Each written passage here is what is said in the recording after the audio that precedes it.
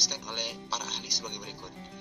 Menurut Oteng Sutisna, mengawasi ialah proses dengan mana administrasi melihat apakah apa yang terjadi itu sesuai dengan apa yang seharusnya terjadi. Jika tidak, maka penyesuaian yang perlu dibuatnya meliputi pemeriksaan apakah semua berjalan sesuai dengan rencana yang dibuat, instruksi-instruksi yang dikeluarkan, dan prinsip-prinsip yang ditetapkan. Menurut Hadari Nawawi, menjelaskan bahwa pengawasan merupakan kegiatan mengukur tingkat efektivitas kerja personal dan tingkat efisiensi penggunaan metode dan alat tertentu dalam usaha mencapai tujuan. Menurut George R. Terry, mengartikan bahwa pengawasan sebagai kegiatan lanjutan yang bersangkutan dengan ikhtiar untuk mengidentifikasikan pelaksanaan program yang harus sesuai dengan rencana. Dalam pengertian lain, Sondang Siagian mengartikan bahwa pengawasan sebagai proses pengamatan dari pelaksanaan seluruh kegiatan organisasi untuk menjamin agar semua pekerjaan yang sedang dilaksanakan berjalan sesuai dengan rencana yang ditetapkan. Menurut Johnson, ia mengemukakan bahwa pengawasan ialah sebagai fungsi sistem yang melakukan penyesuaian terhadap rencana, mengusahakan agar penyimpangan-penyimpangan tujuan sistem hanya dalam batas-batas yang dapat ditoleransi. Berdasarkan beberapa pendapat para ahli tersebut, dapat disimpulkan bahwa pengawasan dapat diartikan sebagai salah satu kegiatan untuk mengetahui realisasi perilaku personel dalam organisasi pendidikan dan apakah tingkat pencapaian pendidikan sesuai dengan yang dikehendaki. Kemudian, dari hasil dari pengawasan tersebut, apakah dilakukan perbaikan. Dalam pengelolaan pendidikan, membagi pengawasan kepada 3 bagian, di antaranya bentuk pengawasan atasan langsung atau PAL. Pengawasan atasan langsung merupakan pengawasan yang dilakukan oleh atasan langsung, baik tingkat pusat maupun tingkat daerah. Pengawasan ini dilakukan oleh setiap atasan, setiap saat, di setiap pemberian tugas, dan fungsi bawahan disertai pemberian petunjuk atau tindakan korektif bila perlu. Yang kedua yaitu bentuk pengawasan fungsional atau WASNAL. Pengawasan fungsional ini dilakukan oleh aparat secara khusus ditugasi untuk membantu pimpinan untuk melaksanakan pengawasan dalam batas kewenangan yang ditentukan. Yang ketiga yaitu bentuk pengawasan melekat atau WASKAD. Pengawasan WASKAD ini dilakukan oleh setiap jabatan dalam menjalankan tugasnya masing-masing dengan membandingkan tindakan yang ada, sedang, atau telah dilaksanakan dengan pengawasan melekat setiap jabatan pimpinan pada semua tingkat wajib menciptakan alat pengawasan melekat. Pengawasan dapat digolongkan pada pengawasan organisasional dan pengawasan operasional. Yang pertama yaitu pengawasan organisasional yang sering disebut dengan pengawasan manajerial, ialah sebuah proses para manajer menjamin bahwa sumber-sumber diperoleh dan digunakan dengan efektif dan efisien dalam mencapai tujuan-tujuan organisasi. Yang kedua yaitu pengawasan operasional, adalah sebuah proses menjamin bahwa tujuan-tujuan yang khusus dijalankan dengan efektif dan efisien. Selain itu juga terdapat 4 jenis pengawasan, yaitu pengawasan melekat yang dilakukan oleh atasan langsung yang memiliki kekuasaan atau power, dilakukan secara terus-menerus, secara preventif dan represif agar tugas yang diemban bawahannya dapat terlaksana secara efektif dan efisien dan terhindar dari penyimpangan-penyimpangan. Yang kedua yaitu pengawasan fungsional. Pengawasan yang dilaksanakan oleh pihak tertentu yang memahami substansi kerja objek yang diawasi dan ditunjuk khusus untuk melaksanakan audit secara independen terhadap objek yang diawasi. Pengawas fungsional melaksanakan tugas kepengawasan secara komprehensif mulai dari pemeriksaan, verifikasi, konfirmasi, survei, monitoring, dan penilaian terhadap objek yang berada di dalam pengawasan. Yang ketiga yaitu pengawasan masyarakat. Pengawasan yang dilakukan masyarakat kepada negara sebagai bentuk sosial kontrol terhadap penyelenggaraan pemerintah dan penyimpangan-penyimpangan yang dilakukan dalam pemerintahan. Pengawasan masyarakat dapat dilakukan melalui pengawasan langsung masyarakat maupun melalui media massa. Yang keempat yaitu pengawasan legislatif. Pengawasan yang dilakukan oleh DPR atau DPRD sebagai lembaga negara yang bertugas mengawasi tindakan pemerintah. Pengawasan jenis ini disebut juga sebagai pengawasan politik yang dilakukan pihak legislatif kepada pemerintah. Dalam pendidikan, pengawasan mencakup dua kategori, yaitu yang pertama pengawasan yang dilakukan setiap unit manajemen sebagai langkah prosedural suatu manajemen program. Pengawasan jenis ini dilaksanakan sebagai upaya pengendalian yang dilakukan manajer agar ia dapat memonitor efektivitas perencanaan, pengorganisasian, kepemimpinan, dan dapat mengambil tindakan korektif sesuai dengan kebutuhan. Yang kedua yaitu pengawasan yang dilakukan oleh pengawas sekolah. Sebagai pengawas fungsional dengan menerapkan konsep supervisi yaitu untuk melaksanakan pembinaan terhadap personil sekolah agar mereka dapat melaksanakan tugasnya secara profesional dan dapat mengembangkan diri secara optimal. Sementara itu dalam pengertian lain, pengawasan dibagi atas tiga hal, yaitu steering control, pengawasan pengarahan. Jenis pengawasan pengarahan merupakan usaha-usaha yang dilakukan untuk mengantisipasi berbagai problem atau masalah atau penyimpangan dari standar yang telah ditetapkan, terlihat awal dari kemungkinan yang akan terjadi. Yang kedua, screening control, pengawasan penyeleksian. Yang dimaksud dengan pengawasan penyeleksian ini adalah melakukan koreksi terhadap berbagai penyimpangan dari standar pada waktu penyimpangan itu terjadi atau ketika terjadi suatu hal yang dinilai tidak signifikan pada produk.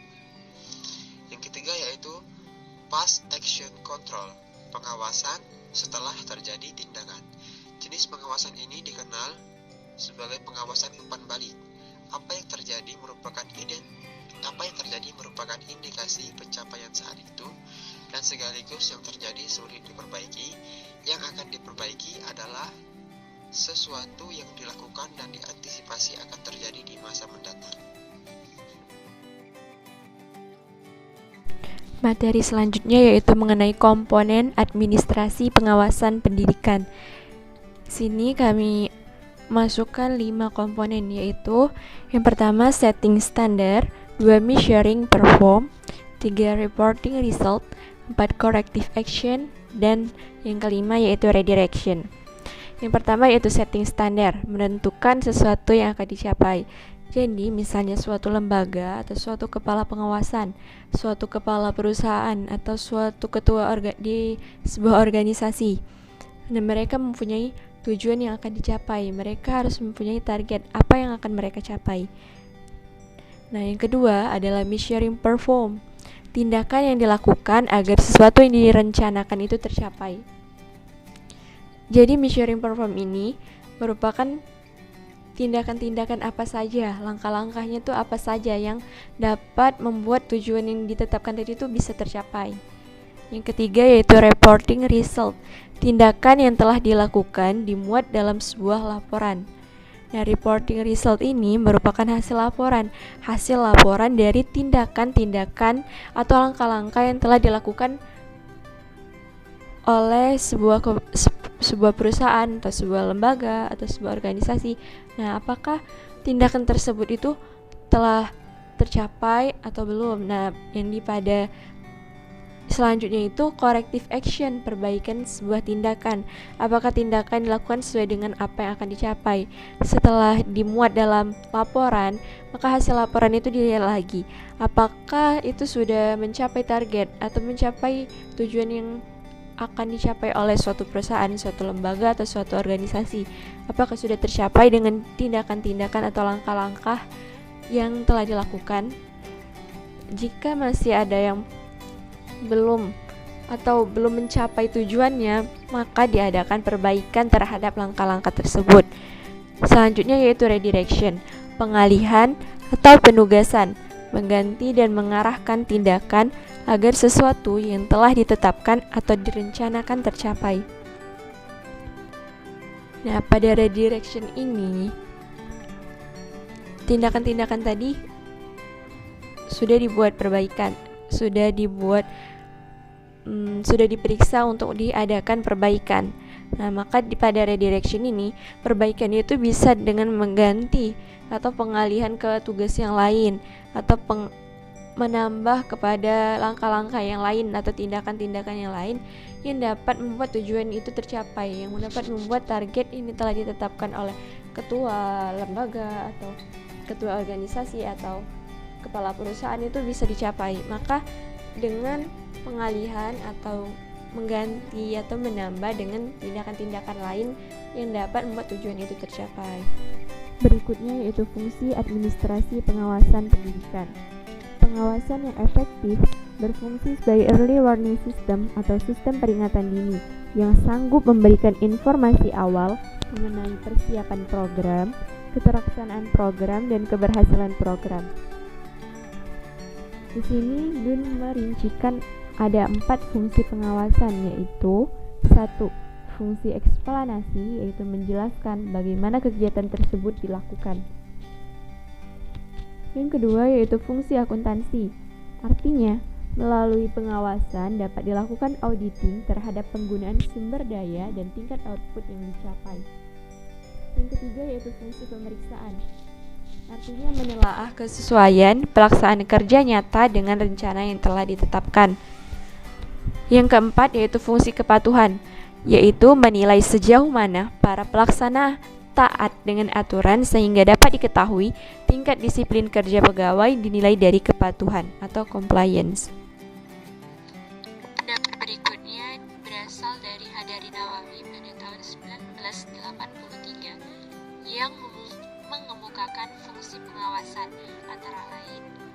Pertama yaitu memperoleh data yang telah diolah dapat dijadikan dasar bagi usaha perbaikan di masa yang akan datang. Yang kedua, memperoleh cara bekerja yang paling efisien dan efektif atau yang paling tepat dan paling berhasil sebagai cara yang terbaik untuk mencapai tujuan. Yang ketiga, memperoleh data tentang hambatan-hambatan dan kesukaran-kesukaran yang dihadapi agar dapat dikurangi atau dihindari. Yang keempat, memperoleh data yang dapat dipergunakan untuk meningkatkan usaha pengembangan organisasi dan personil dalam berbagai bidang. Dan yang terakhir yaitu mengetahui seberapa jauh tujuan yang telah dicapai.